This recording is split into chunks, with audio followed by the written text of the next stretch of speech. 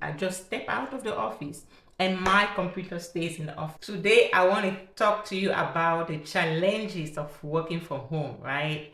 I know there are some people who cannot even imagine themselves working from home, but it's a lot of people dream job will be any job that they can do from home. There's definitely a burnout that comes from working from home. It's not a walk in the park.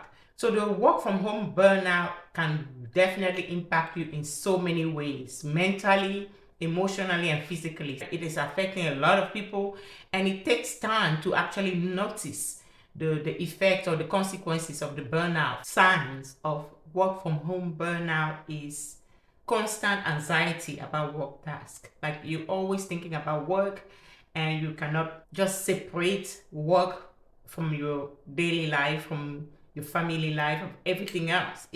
You always have that anxiety about work tasks. The laptop is home, you can always catch up. So you might end up procrastinating on some tasks. You might lose some motivation sometimes, and you might lose productivity. You might have issues concentrating on your task as well, because whether they are distraction or not, even just the loneliness can cause you to lose motivation and even lose your focus. You might end up also relying heavily on energy booster like caffeine, energy drinks, things like that, just to keep you motivated, just to keep you engaged at all times. One of the biggest signs for me is social isolation, because you don't get to interact with colleagues and workmates. Like when you go to the office, you might have lunch break or coffee breaks with some colleagues. You will not have that, so you cause some level of isolation. To me, the biggest challenge has been the blur line between work and my life after work, because if you lose that sense of boundary, if you're not disciplined and aware of how this can basically take over your life, can take your social life, can take your family life. It manifests itself with always trying to complete tasks, always thinking about work, even when I'm off my desk. And when I have an idea, I'll just run back to my desk and try to get stuff done. So you will neglect some other activities, family activities or personal activities, because you always have work on your mind and you don't have those boundaries. So talking about my personal experience, I started getting very overwhelmed with my work and kind of unhappy. I started losing that sense of pride about my work and not enjoying work as much, and I would just procrastinate on some tasks. I had to catch myself and start thinking about how can I deal with this. This is overtaking my life, and that's when I started thinking even about retirement. It was not necessarily a work overload. It was just a feeling of I cannot distance myself from work. And one of the consequences also of working from home is you can become very sedentary if you are not careful. And that was one of my issues. I started putting one on one together and then getting the picture that this is where this is coming from. I had nobody to blame for feeling the way I was feeling. My boss is not behind my back at night chasing me to get my tasks done. I stay up late instead of getting some sleep and getting some rest. Once I took responsibility for feeling this way, I took responsibility for my weight increase, my sedentarism, my lack of motivation, and all the feelings I started having. Even though I love my job, I had to look inside and figure out what do I need to change in order to enjoy my career. It is a blessing to work from home. So I appreciate that and I don't want to lose that privilege. So I had to think, what do I need to change? How do I need to fix, to work on myself to fix this issue? The first strategy that I came up with was setting boundaries. I had to recall that if I was going to the office, by the time everybody clocks out, that's it. They don't carry the desktop with them. They don't carry the work with them at home. So I had to set those boundaries for myself to say, no, this is the time you shut the computer down and you don't go back to it. In my line of work, there's some things that we have to troubleshoot and sometimes we have emergency. So I still make myself available for that, but I learned to set boundaries. At a certain time of the day, I have to shut my computer down and physically step out of my office. Before, I would step out of my office with my laptop and take my laptop to the kitchen table. I started making these boundaries. I just step out of the office and my computer stays in the office. Work stays in the office. So that was the number one change that I had to make for myself. Also, before, I would not even take breaks. Like, I would eat at my desk, I would eat during some calls where I'm not heavily participating. I would just be sitting on my desk and eating. So I also started implementing small breaks. Get off your seat. Take breaks and get out there and prepare some healthy food for yourself, and don't sit behind your desk to eat.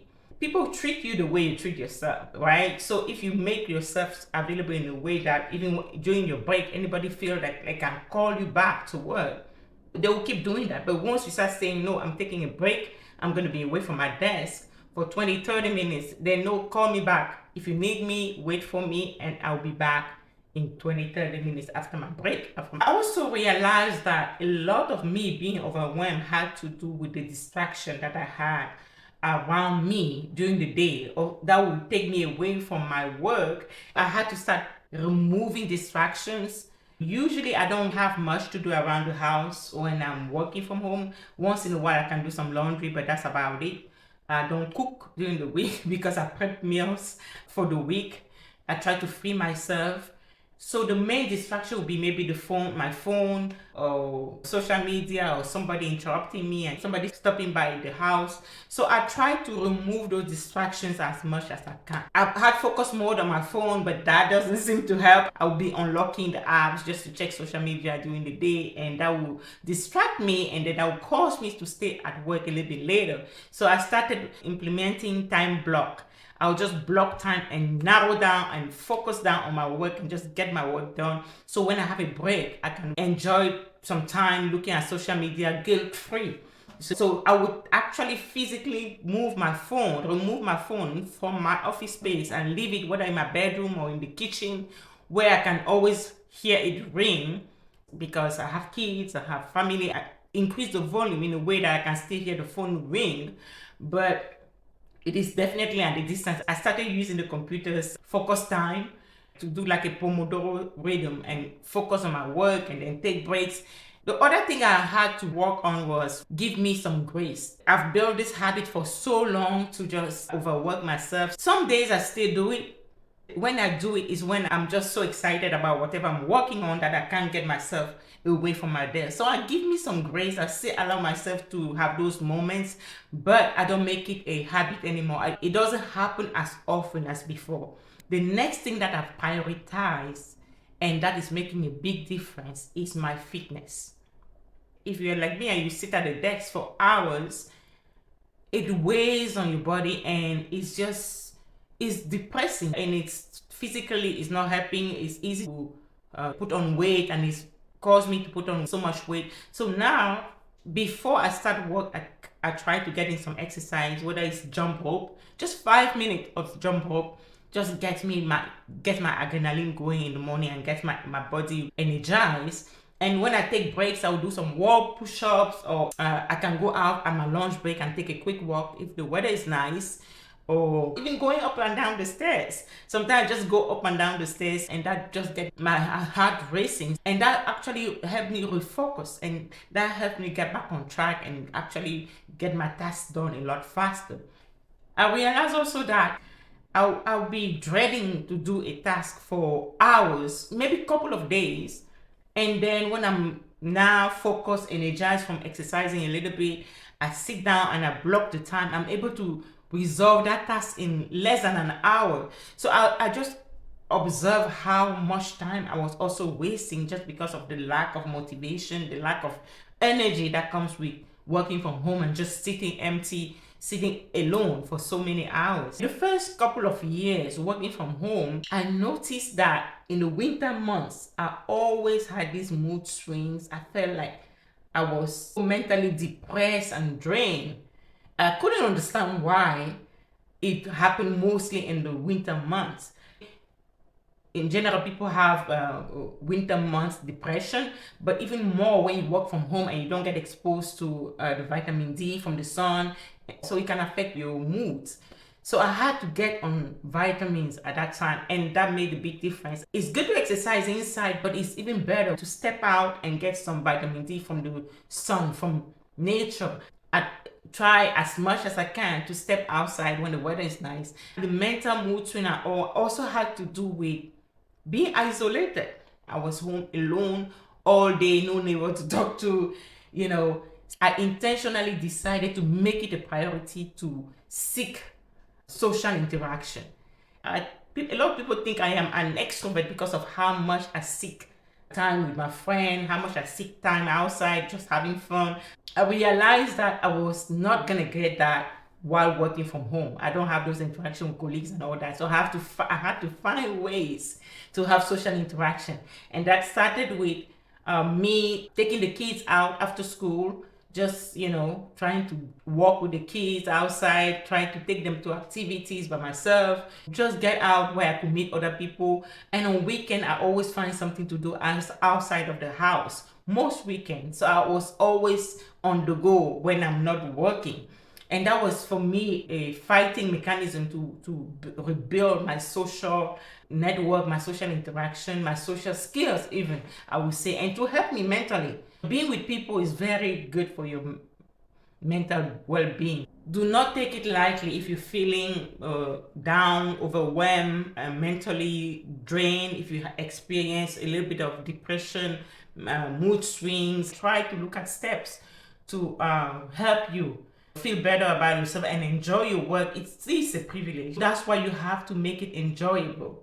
You have to make it enjoyable, and it starts with setting the right boundaries, for yourself. I kept telling myself, nobody is chasing me. Nobody is here trying to force me to work at midnight or 1 a.m. in the morning. So it is my choice. It's my own doing. It's my responsibility to fix it. So take responsibility and fix that.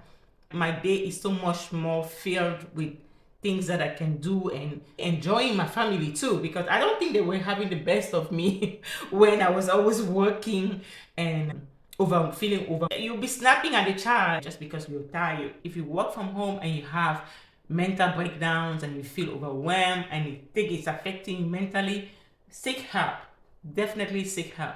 It is not a joke. The work from home burnout is real. So don't take it lightly. Surprisingly, even though I'm working from home, I'm supposed to have so much time available, but I never found the time to take care of the projects. Whether it's around the house, it's the DIY project I wanted to tackle. So now that I've worked on setting these boundaries, I'll be coming over here with a lot of the projects that I'm able to do. Stay tuned for more projects, some DIY around the house, some decorating and things like that. I love those type of things. So thank you so much for watching. I'll see you next time. Bye bye.